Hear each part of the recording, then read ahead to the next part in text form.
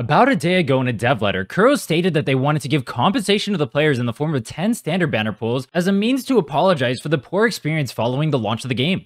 Now, obviously, many people have been voicing their concerns about poor game stability, massive amounts of lag, bugs, the unmeaningful story, voice acting issues, no skip button for the story. I'm sure there's even more than that. And as a response, Kuro decided they were going to give us 10 standard banner pools. Now, about 17 hours later, Kuro has made another dev post stating exactly what they think is wrong with the game, what they want to improve to the future, and meaningful compensation for the game.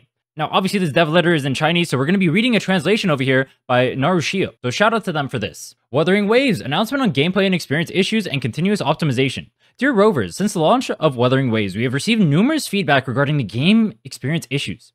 We apologize for not providing a better experience, and we will soon address these issues through game updates. To express our apologies, we will provide compensation to all drifters on May 25th at 10 a.m.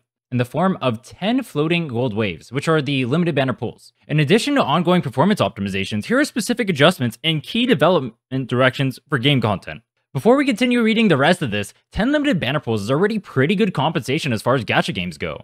I'm sure all of you remember Genshin could literally never.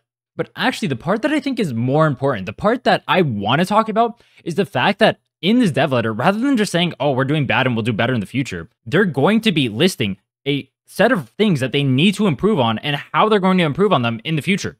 As a player, when I see a dev do this, it tells me that they're trying to have a clear and concise dialogue with the community. They're trying to be transparent about the shortcomings of the game and work on improving them. I think this is an extremely good look, but let's continue reading.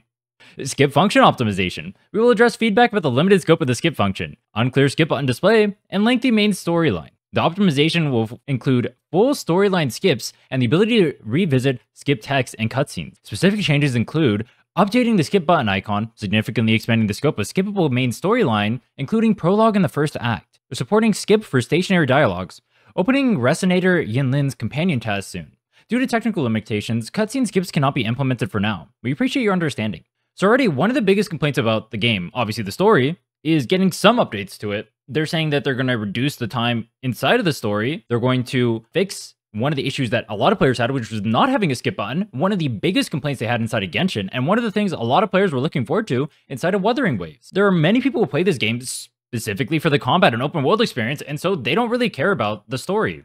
It goes on to read 2. Combat experience optimization. To address issues like poor hit feedback, weak damage response, subpar controller experience, and visual obstructions during combat, it will optimize combat scenarios to enhance positive feedback during battles. Controller function optimization and delayed key customization will also be improved. Personally, I haven't had too many issues inside of the combat itself, but the fact that they're looking forward to improving the combat, even as it is now, which is in a great state. I enjoy the combat heavily, and it is the main reason I want to play the game. Just speaks volumes, I feel. It tells me that they actively want to improve the experience for their players. It tells me that this game is not just a short cash grab, which is something I felt with Tower of Fantasy. Now, the third and arguably most important part, a thank you gift. They're giving out a 5-star character for free. Following the public beta, we've received considerable feedback regarding the newcomer summoning events. We apologize for the unsatisfactory experience. Therefore, on May 26th, we will send a new item, a Wave Sound Thank You Ticket. I'm assuming Wave Sound means echo, to all drifters in the email,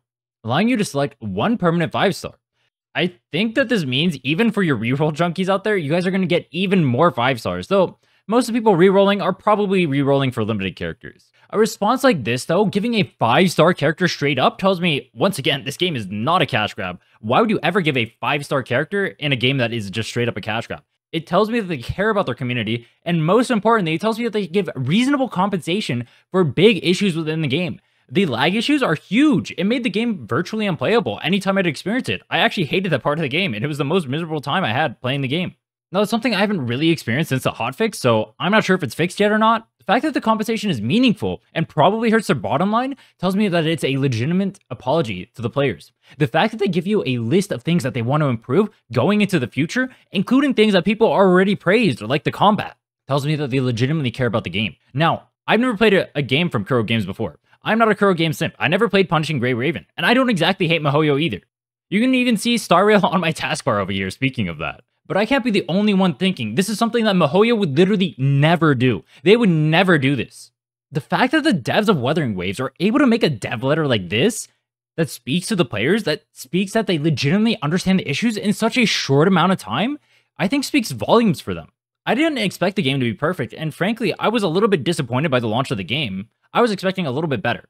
But the fact that this is the response, this is how they handle criticism, this is how they handle issues with their game, tells me so much about the game going into the future that it makes me want to trust them a little bit more.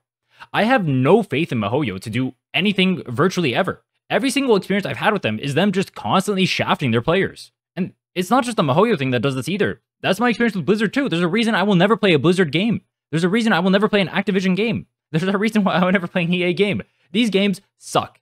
They're made by bad devs who don't care about their community, or at least that's what it feels like. When I see letters like this that address the issues we have within 1.5 days of the game launching, that give concise roads to improvement in the future, that give, once again, meaningful compensation, that tell me they want to do better, it gives me hope that the future of the game is looking bright. Sure, the game isn't perfect now, and sure, there are many issues, and yes, they do annoy me too.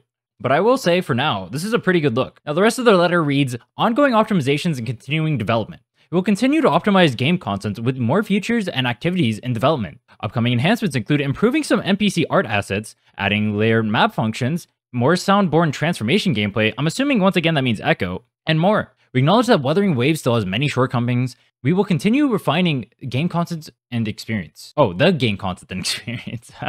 Thank you again for your attention and support. Wuthering Waves project team. They're talking about things that they want to add in the future as well. I mean, this essentially just mirrors what I was talking about earlier. It feels like the devs legitimately care. It feels like the devs want this game to do well. It feels like they understand their game is not performing how it should right now, that it is not meeting the expectations of a lot of players. And it's not.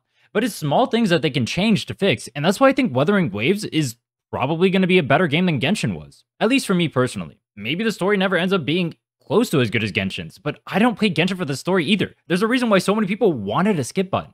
I play Wuthering Waves because the combat in open world is super fun, and the open world exploration is pretty fun as well. And both of those things, in my opinion, blows Genshin out of the water. Because of that, I'll be playing Wuthering Waves in the near future. I'm probably live right now on Twitch, streaming my 4-star only challenge, so make sure you check me out there at twitch.tv/Rhinne. Subscribe if you want more Wuthering Waves and miHoYo content, and until next time, take care.